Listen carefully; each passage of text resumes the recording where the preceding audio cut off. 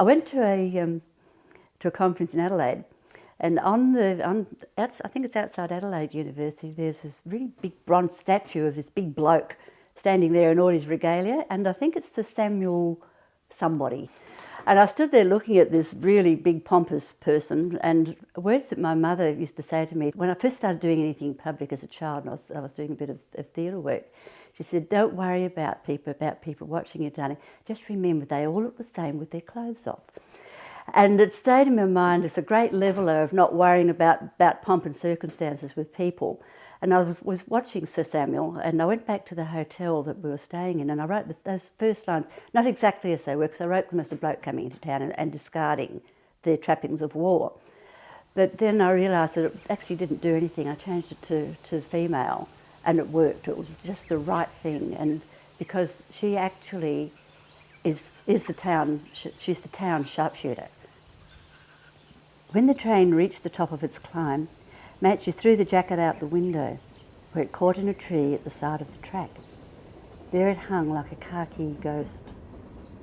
At the one and only river crossing, shirt, tie, belt, trousers and underpants landed on the dry riverbed, looking for all the world like abandoned body parts as they spread across the grey sand and rocks.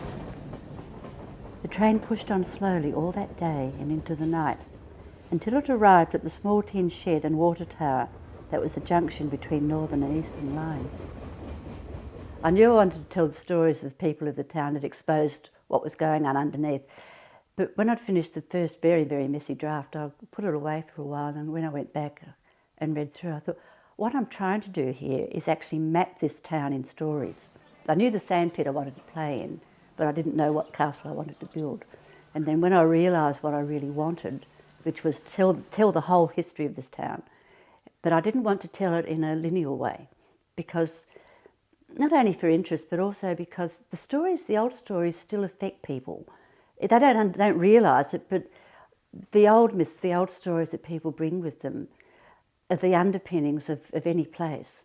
So the story of Henry Aberline, who was actually got all depressed and sat down on the rock and stayed there, and the town formed around him, is really vital to the rest of the stories. If that didn't happen, this place would be a different place.